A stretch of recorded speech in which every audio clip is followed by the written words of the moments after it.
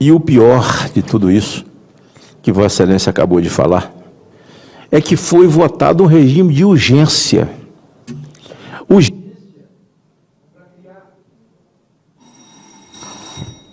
Urgência para criar cargos, despesas.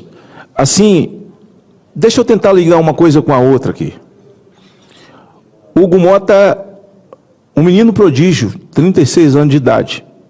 Eu não vou entrar a fazer juízo de valor sobre a vida pessoal dele, nem o mandato dele, nem do pai, nem da família. Jovem de verdade, 36 anos é muito jovem. É mais jovem do que a filha que eu tenho. Muito jovem, senador Marinho. E ele, então, é lançado a presidente da Câmara, não é? E muitos partidos, inclusive o meu lá na Câmara, não é? É o nosso, Cleitinho, votaram nele. E ele fez um discurso de estadista, né? Ao encerrar a votação, onde havia compromisso com o PL da anistia.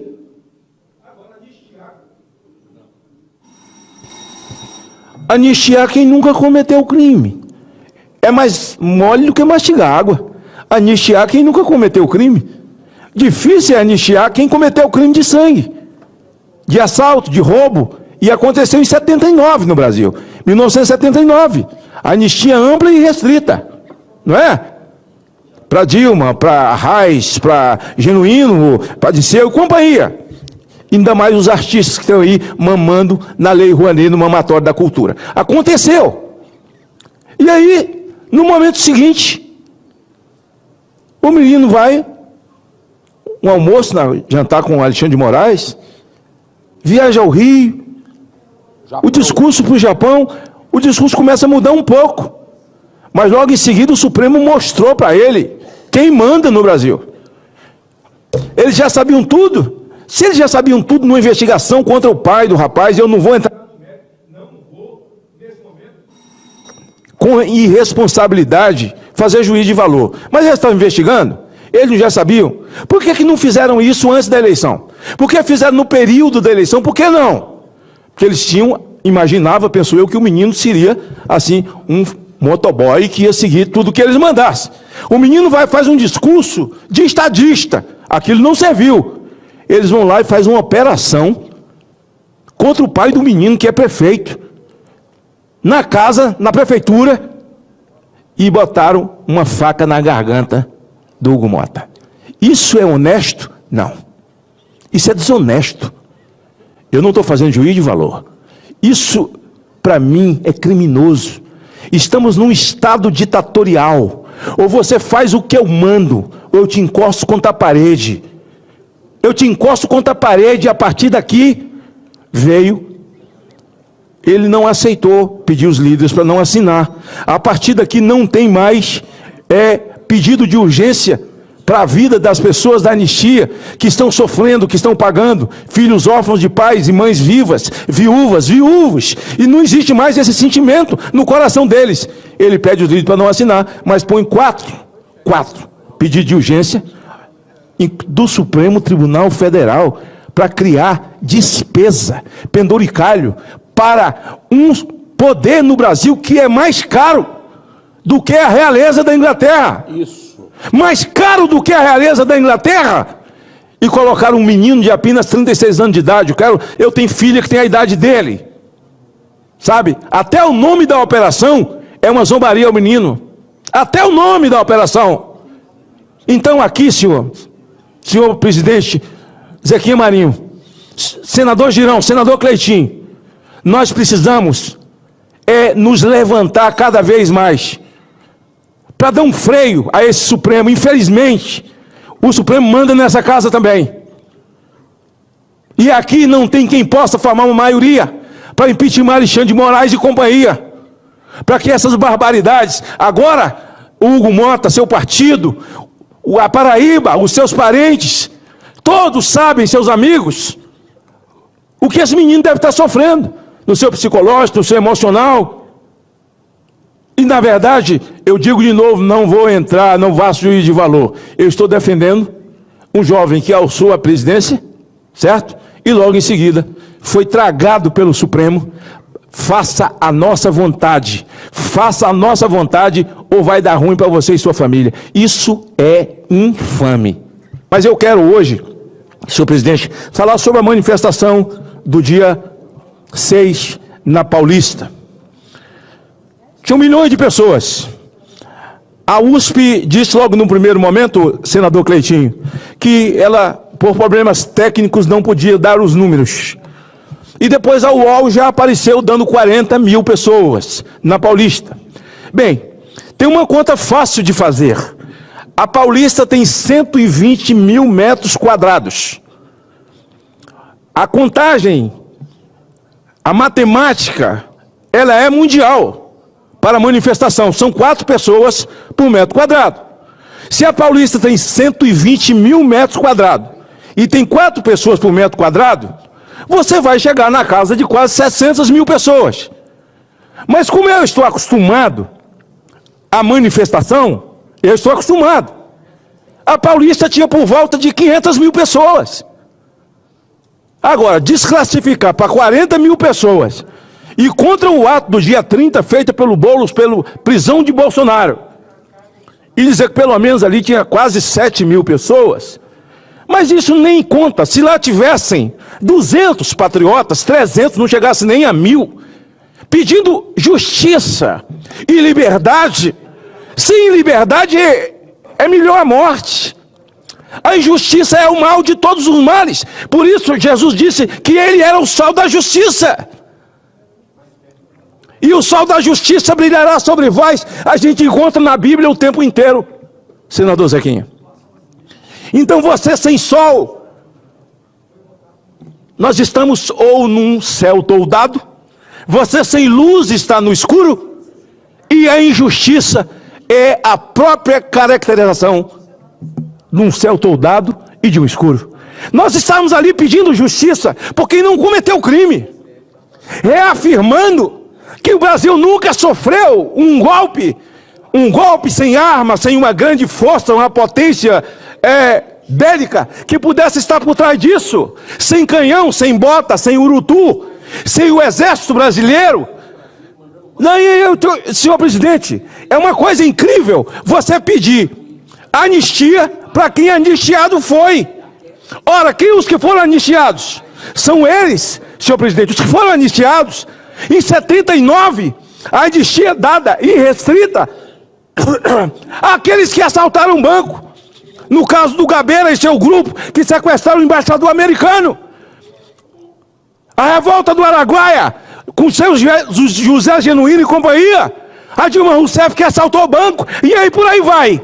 Eles são anistiados. Agora nós somos obrigados a pedir a esses injustos ficar aqui discutindo para que eles possam dar a anistia para quem não cometeu o crime. Essas pessoas estavam aqui. Por que o TV Senado, por exemplo, senhor presidente? E eu estou oficiando, senador Girão, eu estou oficiando a mesa do Senado, ao senador Davi Alcolumbre, que nós, a oposição, queremos que a TV Senado exiba os vídeos que nós temos dos patriotas no dia 8, pedindo para não quebrar, para não invadir. Aconteceu vandalismo? Aconteceu.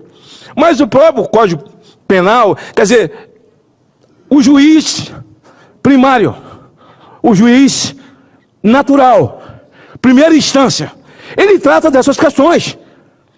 Ora, não há nada que não seja tratado pela primeira instância, mas foi tratado pela própria vítima, que já é vítima 6 anos atrás, de um próprio inquérito que ele criou, e agora ele ficou mais vítima, porque na narrativa dele, tentaram matar ele 2 vezes, uma enforcada e outra com um punhal, que é o senhor Alexandre de Moraes. Agora, mais ridículo é o relatório do Gunê, pedindo que Jair Bolsonaro fique inelegível e réu. Ele devia ter vergonha da peça que ele escreveu, senador Cleitinho. Junções de coisa de WhatsApp, achismos, coisas que não ocorreram. E todo mundo sabe o que é um crime cometido contra a pátria. Violações, crime de lesa pátria, que foram cometidos por todos os bandidos na Lava Jato, que aliás foi sepultada. Veja bem, Braga Neto foi preso depois do relatório de Alexandre de Moraes já tinha encerrado. o relatório do golpe, com 36 pessoas. Depois disso, já encerrou, ele prendeu por isso o Braga Neto. Então nós temos pessoas hoje, cumprindo em casa. Ele mandou a Débora para casa para ficar 14 anos de tornozeleira eletrônica, como mulher pobre. Ela não está numa cobertura, ela não tem piscina. Essa matéria até do senador Cleitinho, que fala aqui todos os dias sobre esse cidadão que hoje pegou 400 anos de cadeia, 400, mas está solto dentro de uma piscina, sem camisa, e chamando a mim, Vossa Excelência e todos aqueles que amam a justiça, nos chamando de fascistas.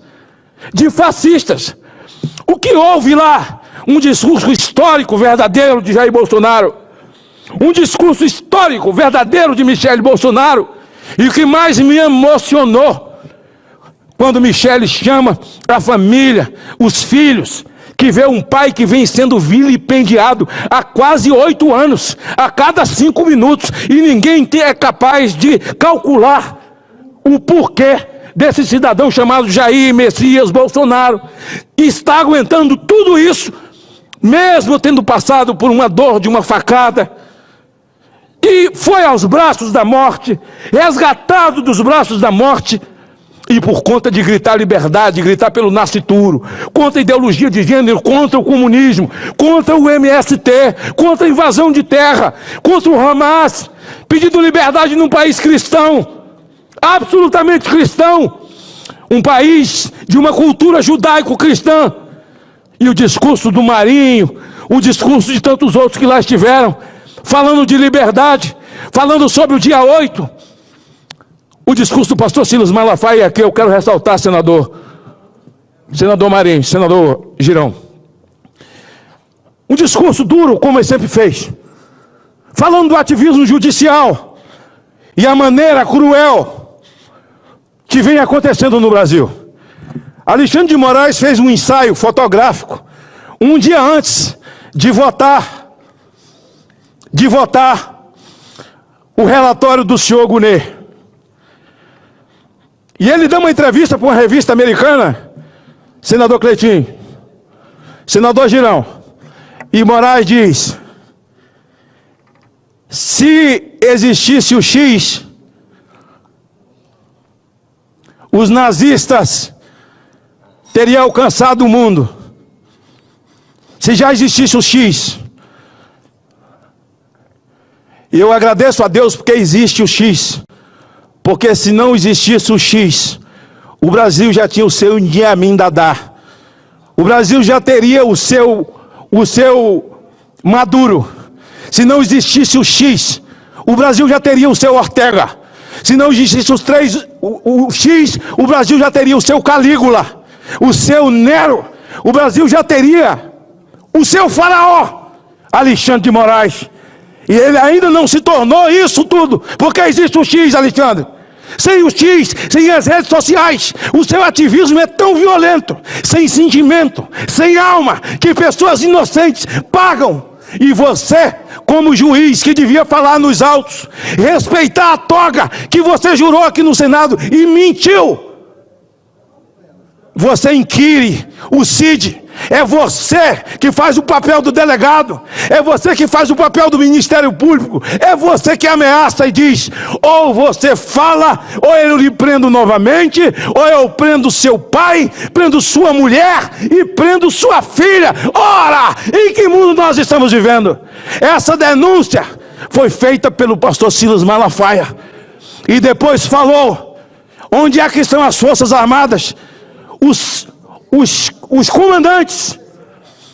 Ele em nenhum momento atacou as Forças Armadas. Ele falou os comandantes e os chamou de frouxo. Ora, comandante de força que dá continência para Maduro, que dá continência para ditador, não merece o meu respeito e de ninguém nesse país que ama essa pátria e sempre amou as Forças Armadas.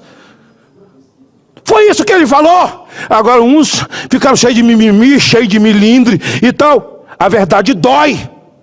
A verdade dói. E hoje eu dizia lá, o Lewandowski, que dentro dessa proposta dele, de segurança pública, é preciso se rediscutir o papel das Forças Armadas. As Forças Armadas precisam ir, tomar conta das fronteiras. Já que nós temos um monte de homens enquartelados, e o Brasil sofre, padece de uma criminalidade abençoada por o governo, abençoada pelo Ministério da Justiça, abençoada pelo Supremo Tribunal Federal, nas suas audiências de custódia, onde traficante recebe seus bens de volta, onde estuprador é solto, onde assaltante de banco é solto, e todo ladrão de alto quilate, preso na Lava Jato, estão debochando nas ruas e já estão fazendo parte do governo de novo. Foi isso que o pastor Malafaia falou. Qual a razão dele sofrer ataques? Porque ele disse que as Forças Armadas, os seus comandantes, e que também eu não respeito quem dá continência para Maduro, pelo amor de Deus. Um ditador sanguinário, em que seu povo nem cachorro tem mais para comer. Um país que já foi rico, foi uma estrela na nossa América, aqui, hoje é um país pobre, miserável. Pobre não, miserável. Enquanto o partido vive de forma nababesca, e é isso que acontece. É dessa maneira que ocorre, onde existem sistemas ditatoriais, onde o governo é absoluto e ditador. O povo depende de cesta básica, senador Marinho. E o governo, a sua cúpula vive como nessa grande comitiva para o Japão. Assim acontece todas as viagens, como as viagens na babesca da mulher do presidente da República, e ele tira onda numa economia falida, onde as pessoas não podem comprar café, onde 1 quilo de pé de frango, que era R$ 1,99, hoje são R$ 13, uma economia absolutamente falida e debochada, quando eles dizem, a nossa economia vai muito bem. Ah, não pode falar? Pode falar. E outra coisa, encerro dizendo que Silas Malafaia tem sido um brasileiro que, como todos os outros, tem RG, tem CPF e pode falar o que quiser segundo a Constituição. Eu posso falar o que eu quero. E o pastor Silas Malafaia, como sacerdote, tem sido grande, valente, fala o que a maioria das pessoas gostariam de falar, até mesmo autoridades, revestidos da sua imunidade parlamentar, que também não vale porcaria nenhuma. Mas mesmo assim tem. Ele fala, ele verbaliza em nome desses parlamentares, que tem medo de retaliação nas suas vidas pessoais, nos seus negócios, na sua família. E o pastor Silas Malafaia simplesmente disse, do acovardamento, perguntou pelo G. Dias. Ah, não pode falar? Pode sim. As Forças Armadas têm que ir para as fronteiras. Não tem ninguém declarando guerra ao Brasil? Não tem. E nós vamos ficar com esse monte de homem enquartelado. Quem se esquece do depoimento do general 4 estrelas, que depois na Câmara aqui, federal, na Assembleia Legislativa Federal, e depois veio depor aqui, que exaltou o Lula da inteligência emocional e deu um telefonema dizendo, presidente, eles achavam que a gente ia proteger eles, nem sabiam que a gente ia prender todo mundo. Aí você chamar um debochado desse de frouxo, você está cometendo crime? Chamar de traidor, está cometendo crime? Não, não está. Não está. Está verbalizando a verdade com coragem em nome do povo brasileiro. Por isso, quem é que está ofendido com isso? Ele não atingiu. É como aqui você falar o nome de Alexandre e ofendeu o Supremo. Não, o Supremo é outra coisa, não é você.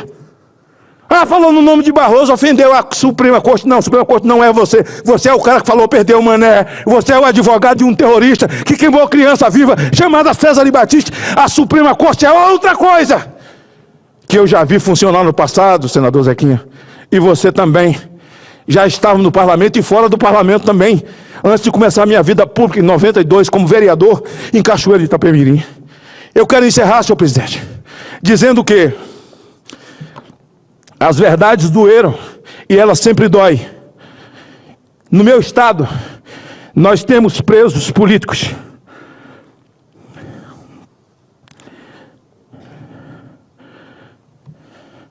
Agora eu quero chamar a atenção, senador Zequinha, é que Tem presos de tornozeleira no meu estado que não estavam no dia 8 aqui e não são presos do dia 8, não são presos do inquérito. Eles foram presos.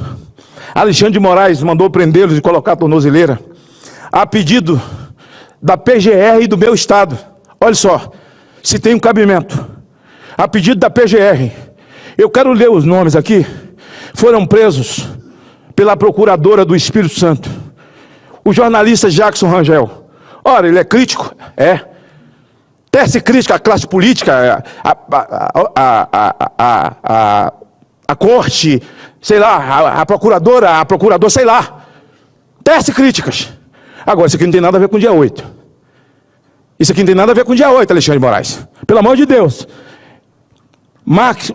Jackson Rangel, Max Pitangui, o vereador Armandinho Fontoura, que é do nosso partido, mesmo com o tornozeleiro, foi eleito agora, e o vereador Pastor Fabiano, que foi eleito também na frente do 38º BI, nessa mesma condição, e que hoje é um parlamentar, está lá como vereador em Vila Velha, né? Aliás, fazendo um bom trabalho. Tornozeleira eletrônica para eles.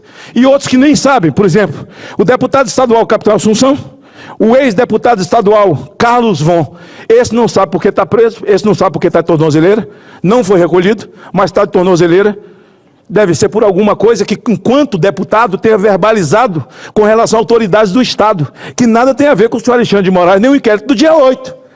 A minha pergunta é, nós vamos resolver isso? Precisamos resolver em casa.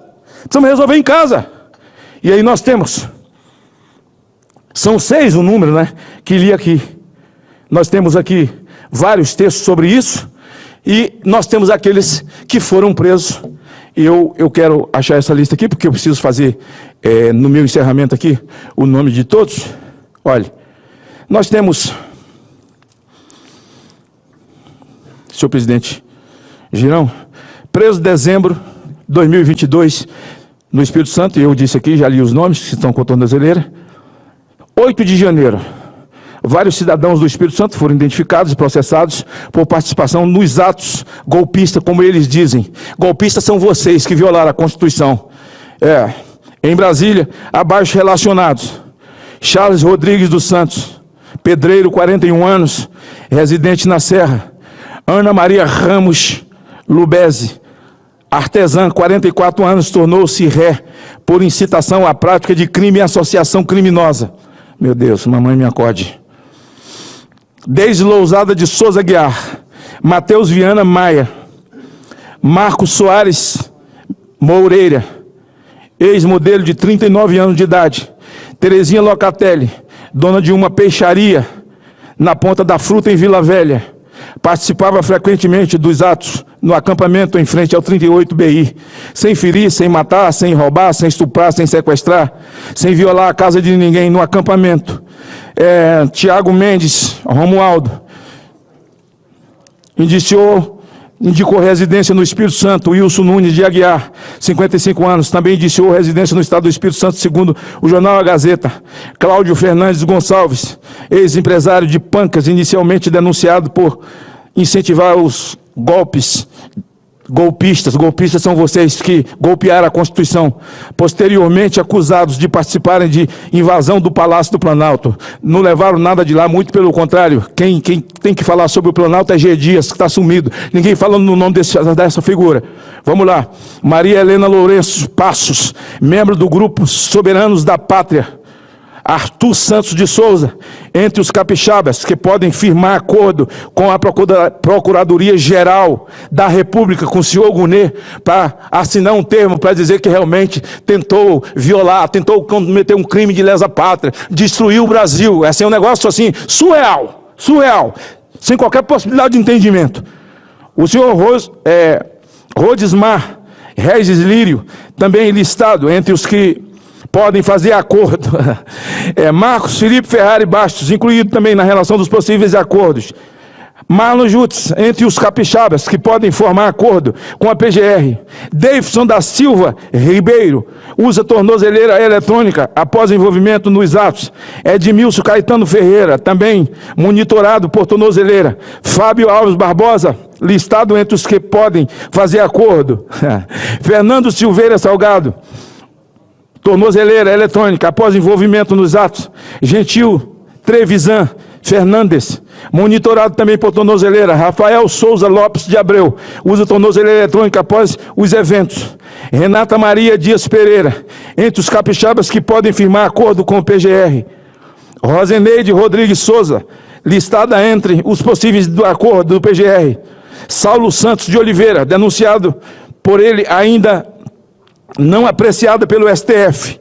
Da mesma família, Germano Siqueira Lube Júnior, Carlos Magno Pimentel Filho. No caso do 8, tem de todos esses condenados, ou negociação em caminho, mas esses são os que são citados, refiro-me aos do meu estado. Clesão vive, morto nas vísceras do estado. O sangue de Clesão, o sofrimento das suas filhas órfãos de pai e da sua viúva estão nas suas mãos, Alexandre de Moraes. E eu sei que isso vai perturbar a sua noite, sempre. Vai permear os seus sonhos, o seu dia a dia, e vai produzir inquietação nessa injustiça, nessa malignidade. Quero parabenizar o Fux pelo lampejo que teve, ao fazer uma interferência benéfica, e espero que o Fux do lampejo seja aquele juiz que foi para o Supremo como juiz, que já havia decidido nos autos, sem ser um falastrão fora dos autos, artistas perniciosos, que gostam de dar entrevista e agora fazer ensaio fotográfico para a revista. Que a malignidade seja banida desse país. E graças a Deus pelas redes sociais, e graças a Deus pelo X que você abomina. E você cita o marqueteiro do Hitler, Alexandre de Moraes, que se o X estivesse em vigor naqueles dias, teria alcançado o mundo. Pois é, o Brasil ainda não foi alcançado porque o X existe. O X existe e as outras plataformas. Graças a Deus, ainda não temos um Calígula, ainda não temos um Nero, e ainda não temos um faraó aqui, porque nós ainda podemos fazer a resistência, porque temos voz, temos vez. E outra coisa, vou te avisar, medo, eu conheço de ouvir falar, nunca fui apresentado. Muito obrigado, senador Magno Malta, eu parabenizo o seu discurso, realmente eu fiquei, assim, muito estarrecido com a declaração do ministro Moraes dizendo que o X, se não fosse o X, o Brasil já, como é que é? É nazista. O Brasil já estaria caminhado para o... Rapaz, é um negócio assim tão surreal uma fala dessa, e eu acho que a coisa vale a inversão. Ainda bem que temos o X, que não ainda temos ainda a oportunidade de denunciar o que está errado, população saber a verdade, sem ser pela narrativa de alguns veículos de comunicação que dominavam tudo. Então, é muito importante essa sua fala. Ainda bem que temos o X. Ainda bem que temos o X. Porque ainda o restinho de democracia a gente ainda tem. Se não fosse ele, talvez a venezuelização do Brasil já estava muito avançada. Eu passo imediatamente a palavra. Gostaria de deixar claro que as opiniões e informações apresentadas aqui são de responsabilidade exclusiva de seus autores. Como criador deste conteúdo, não me responsabilizo por consequências. Pesquise e busque orientação profissional antes de decisões significativas.